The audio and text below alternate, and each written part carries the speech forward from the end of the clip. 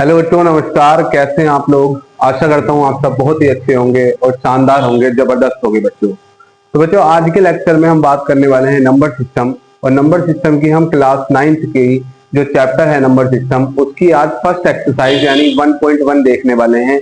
इस पूरे लेक्चर में हम बात करेंगे आज केवल और केवल एक्सरसाइज 1.1 की और नंबर सिस्टम की। उससे पहले बच्चों एक बात मैं आपको बता दूं कि जिसने भी उससे पहले का इंट्रोडक्शन वाला लेक्चर नहीं देखा है, इसी चैनल पर वो इंट्रोडक्शन की वीडियो है नंबर सिस्टम की, पहले वो जाकर देखिए, क्योंकि उसमें कंसेप्चुअल पार्ट है, उसमें डेफिनेशंस वाला पार्ट है। ठीक है, ताकि आप इस एक्सरसाइज को करने के लिए एलिजिबल हो जाएं। ठीक है, तो चलिए शुरुआत करते हैं ज्यादा विलंब ना करते हुए। तो स्वागत है आपका मैथ्स बाय अनमोल सर में, और हम बात करने वाले हैं आज एक्सरसाइज 1.1 की। तो देखिए 1.1 में क्या है, एक्सरसाइज एक्सरसाइज 1.1 की हम बात करने वाले हैं आज। और चैप्टर का नाम है आपका नंबर सिस्टम। चैप्टर का नाम है बच्चों नंबर सिस्टम। तो नंबर सिस्टम, जिसको हिंदी में संख्या पद्धति भी कहते हैं। क्वेश्चन नंबर फर्स्ट क्या है? क्वेश्चन नंबर फर्स्ट क्या है? तो आपकी एक्सरसाइज का क्वेश्चन नंबर फर्स्ट है कि क्या जीरो एक रियल नंबर है? Is zero is a real number?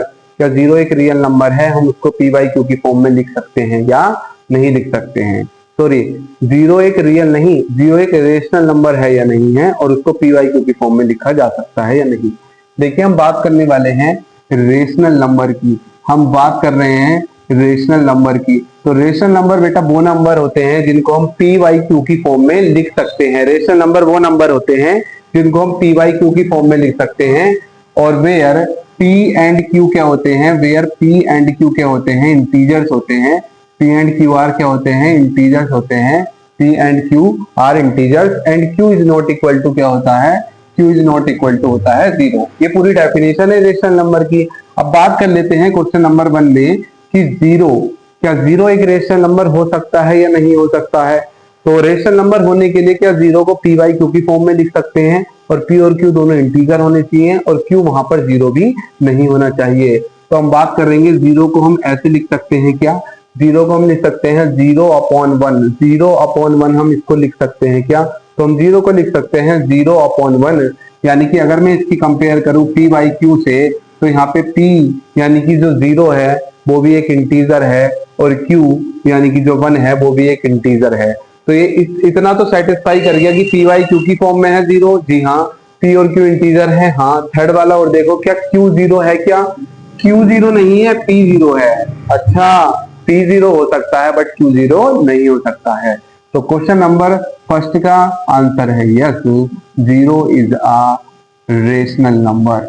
Zero is the rational number बच्चों, और इसको हम पी वाई क्यू की फॉर्म में लिख सकते हैं। इसको हम पी वाई क्यू की फॉर्म में लिख सकते हैं। तो पहला क्वेश्चन हो जाता है जो बेसिकली किस पर डिपेंड करता है? जो बेसिकली डिपेंड करता है आपकी रेशनल नंबर की डेफिनेशन पर। हम बात करने वाले हैं हम सेकंड क्वेश्चन की। देखिएगा, तो देखिए बच्चों सेकंड क्वेश्चन क्या है। सेकंड क्वेश्चन में बात कर रहा है कि 3 और 4 के बीच में हमें कितने 6 रेशनल नंबर बताने हैं। तो find the 6 rational number between 3 and 4। तो find 6 rational number between 3 and 4, इसकी हम बात करने वाले हैं। यानी कि दो इंटीजर्स दिए गए हैं, एक इंटीजर है 3 और एक इंटीजर है 4। चाहे तो हम इसे नेचुरल नंबर भी कह सकते हैं, और उनके बीच में हमें 6 रेशनल नंबर बताने हैं। ठीक है, तो सॉल्यूशन की बात कर लेते हैं कि इसका सॉल्यूशन कैसा होगा। देखिए आपको एक चीज समझनी है, जैसे एक नंबर है आपके पास 3, एक नंबर है आपके पास 4। तो 3 पे और 4 में हम ऐसा क्या करें कि इनको हम एक इक्विवेलेंट रेशनल नंबर में बना लें। इक्विवेलेंट रेशनल नंबर, जैसे मान लीजिए कहीं लिखा है 2/3। ठीक है, 2/3। तो 2/3 का इक्विवेलेंट रेशनल नंबर 4/6 होता है, क्योंकि इसका रेशियो 2/3 है और इसका रेशियो भी 2/3 है। देखिए 2 2 जा 4 और 2 3 जा 6, ऐसे बहुत सारे बन सकते हैं। इक्विवेलेंट रेशनल नंबर इनको कहते हैं। तो आई होप ये छोटी सी बात आपको समझ में आ गई होगी। समझ में आ गई, नहीं आ गई है? एक बार और देख लो, अगर 2/3 है तो इसका जो इक्विवेलेंट रेशनल नंबर है 4/6 हो सकता है, या 8/12 हो सकता है, क्योंकि इन सब का जो रेशियो है वो 2/3 है। इन सब का जो रेशियो है वो 2/3 है। इट मीन्स ये एक इक्विवेलेंट रेशनल नंबर है। ये कहते हैं ये इक्विवेलेंट रेशनल नंबर है। तो यहाँ पे हम 3 और 4 का इक्विवेलेंट रेशनल नंबर बनाने की कोशिश करेंगे। तो कैसे बना सकते हैं, देखिए याद कैसे रखेंगे। अगर आपसे क्वेश्चन में पूछा है कि 6 रेशनल नंबर बताने हैं, केवल 6 रेशनल नंबर बताने हैं, तो हम एक ज्यादा यानी 6 से एक ज्यादा नंबर कौन सा होगा, वो होगा बच्चों 7। तो 7 की मल्टीप्लाई 3 में करेंगे और 7 से ही 3 को डिवाइड भी कर देंगे, यानी 7 से ही मल्टीप्लाई करेंगे 3 में और 7 की डिवाइड भी कर देंगे। तो बेटा जी ये नंबर बन जाएगा, ये नंबर मैं यहाँ लिख रहा हूं, ये नंबर बन जाएगा 21/7। ये नंबर बन जाएगा 21/7। इसी तरह हम मल्टीप्लाई करेंगे इधर भी 7 और डिवाइड भी करेंगे 7 से, तो बेटा ये नंबर बन जाएगा 28/7। 7 4 जा 28/7। देखिए अब भी तो ये नंबर 3 ही है, 7 3 जा 21, 7 4 जा 28, 3 और 4 ही है। बट यहाँ पे हम क्या कर सकते हैं, इनके बीच में कुछ नंबर है हम लिख सकते हैं। देखिए कैसे, 21 से एक ज्यादा 22/7, फिर एक ज्यादा 23/7, फिर एक ज्यादा 24/7, फिर एक ज्यादा 25/7, ठीक है, फिर एक ज्यादा कितना होगा 26/7, फिर 27/7 और 28/7। देखिए जब बिटवीन की बात करते हैं, बीच की बात करते हैं, तो हमें 3 और 4 की बात करनी है। अब मैं इसको अच्छे से लिख देता हूं, यहाँ पे 3 आ जाएगा, यहाँ पे 22/7 आ जाएगा, यहाँ पे 23/7 आ जाएगा, यहाँ पे 24/7 आ जाएगा, यहाँ पे 25/7 आ जाएगा, 26/7, 27/7 और ये हो जाएगा 4। देखिए 3 और 4 के बीच में ये नंबर देखिए आप, ये 6 रेशनल नंबर लिखे हैं बोर्ड पर, 1 2 3 4 5 6, यही हमसे क्वेश्चन में कहा था। ठीक है, तो ये आसान सा मेथड है बच्चों कि कोई भी जो नेचुरल नंबर दिए गए हों उनके बीच में, मैं आपको बता दूं, इनफाइनाइट रेशनल नंबर होते हैं, लेकिन जितना हमसे क्वेश्चन में पूछा जाए उससे एक बड़ा नंबर लीजिए। जैसे 6 पूछा तो 7, दोनों से ऊपर नीचे मल्टीप्लाई कर दी, इधर भी, ये बन गया 21/7, ये बन गया 28/7। अब बीच की बात है तो इन दोनों को इंक्लूड नहीं करना है, इनके बीच में कोई नंबर लिखना है। तो 21 से इंक्रीजिंग ऑर्डर में 22, 23 ऐसे ऐसे करके हम 6 रेशनल नंबर बच्चों लिख देते हैं। तो अब आगे चर्चा करते हैं कि आगे नेक्स्ट क्वेश्चन क्या है। तो देखिए बच्चों क्वेश्चन नंबर 3 क्या है।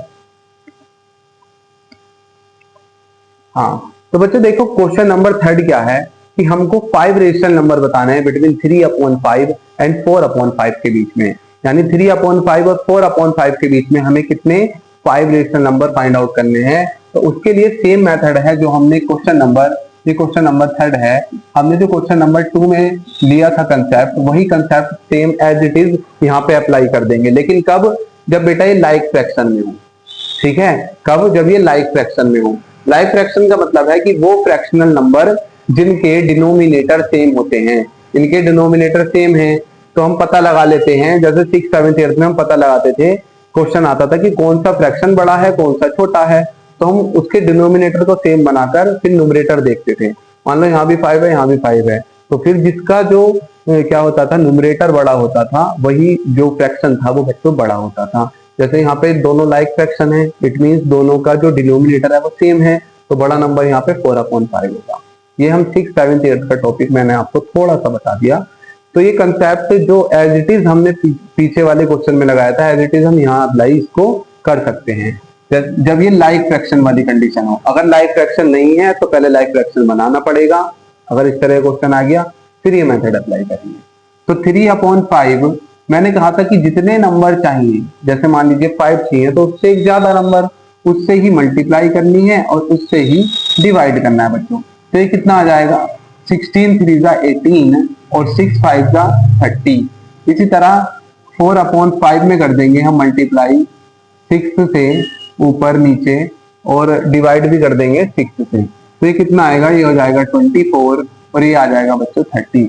अब हमें क्या करना है, यहाँ पे 18/30 लिखना है ना, और इंक्रीजिंग ऑर्डर में लिखते जाने नंबर 90/30, ठीक है, 20/30, 21/30, 22/30 और 23/30 और ये लास्ट आ गया 24/30। देखिए बीच में 5 रेशनल नंबर पूछे थे ना, 5 ही आ गए। देखिए 5 रेशनल नंबर 1 2 3 4 5।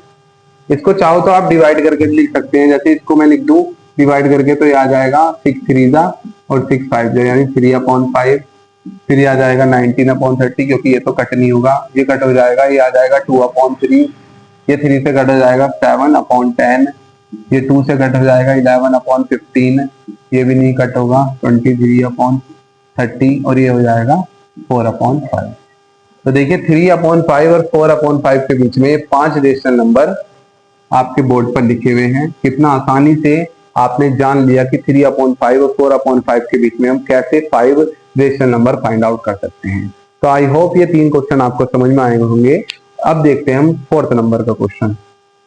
तो ठीक है बच्चों, बात करते हैं हम अपने क्वेश्चन नंबर 4 की, जो कि बेस्ड है किस पर, स्टेटमेंट वाले कंसेप्ट पर। यानी एक स्टेटमेंट दिया गया है और आपसे रीजन भी जानना चाहता है कि अगर स्टेटमेंट ट्रू है या फॉल्स है तो उसका रीजन भी बताइए।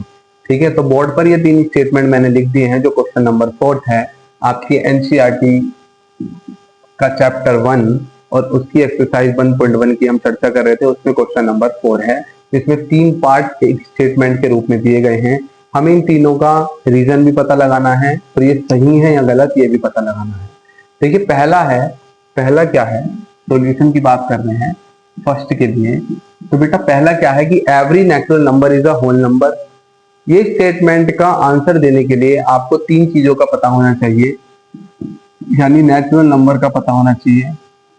यानी जो डेफिनेशन मैंने आपको बताया था कि इंट्रोडक्शन वाली वीडियो है, उसको जरूर से अगर आप करके आए होंगे तो जरूर से आपको समझ में आ रहा होगा।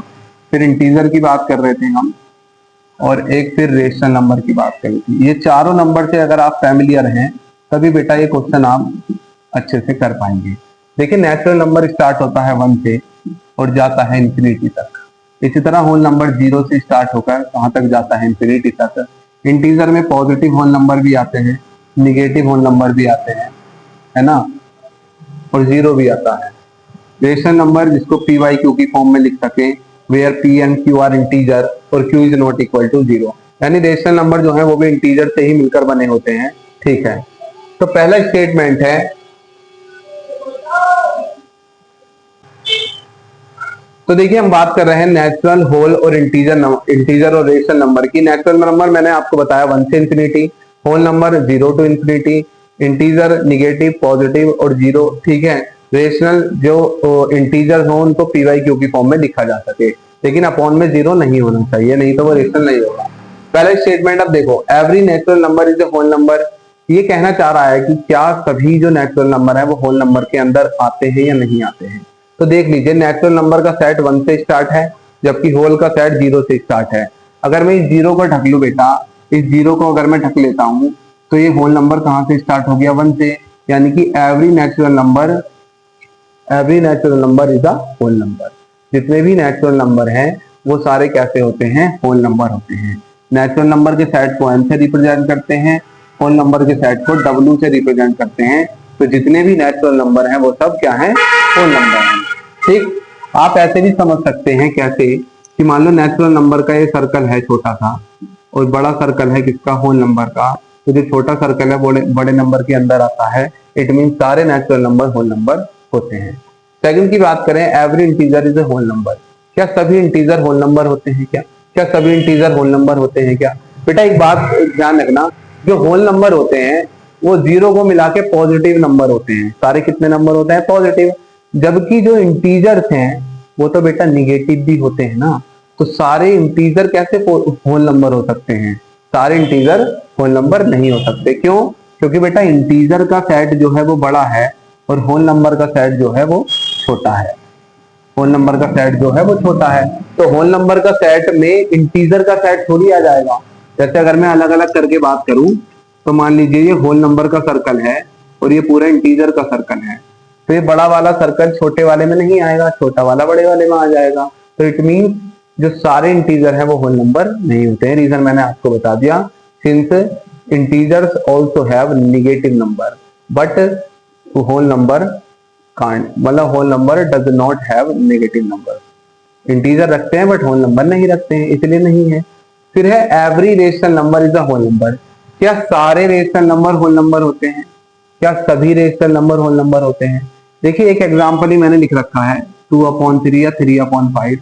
ये दोनों रेशनल नंबर हैं बट क्या ये होल नंबर हैं? ये रेशनल नंबर हैं 2/3 और 3/5, और क्या ये होल नंबर है? नहीं। फिर से बात वही आ गई, रेशनल नंबर का सेट ये है और होल नंबर का सेट ये है, तो क्या बड़ा वाला सेट छोटे वाले सेट में आ जाएगा? क्या नहीं आएगा।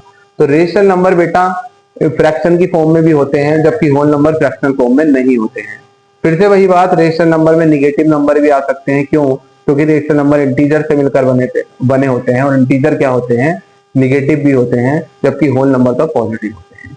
तो ये आज की चर्चा यहाँ पर समाप्त होती है, क्योंकि हमने आज वादा किया था आपसे कि 1.1 एक्सरसाइज कंप्लीट करा देंगे। तो 1.1 की एक्सरसाइज बेटा कंप्लीट हो गई। इसमें 4 ही क्वेश्चन थे। पहला क्वेश्चन की 0 रेशनल नंबर है या नहीं है, और दूसरा क्वेश्चन क्या 3 एंड 5 के बीच में 6 रेशनल नंबर बताइए। तीसरा क्वेश्चन था 3/5 एंड 4/5 के बीच में 5 रेशनल नंबर बताइए। चौथा क्वेश्चन था, ये 3 स्टेटमेंट पर आधारित था। इसमें से जो सेकंड क्वेश्चन है और जो ये फोर्थ वाला क्वेश्चन है, वो कई बार एग्जाम में पूछे जाते हैं, कंपटीशन में ही पूछे जाते हैं। तो वीडियो को बार बार देखें। एक बार समझ में नहीं आया, जो भी टॉपिक में आपको थोड़ा सा भी कुछ डाउट है, तो वो कमेंट बॉक्स में आप मुझे बता सकते हैं। और मैंने जैसे कि आपसे कहा था कि इंट्रोडक्शन वीडियो हर एक्सरसाइज से पहले देखकर आइएगा जरूर से। अब आपको क्या करना है, पहले इंट्रोडक्शन की वीडियो देखनी है, फिर ये वाला लेक्चर देखना है, फिर जो 1.2 का लेक्चर आएगा उसको देखना है। ठीक है, तो आज की वीडियो यही समाप्त करते हैं। नमस्ते, जय हिंद, बाय बाय। जुड़े रहिए हमारे साथ। हम शुरुआत करते हैं एक फ्री में बच्चों को शिक्षा देने की। ठीक है बच्चों, तो नमस्ते, जय हिंद, बाय बाय।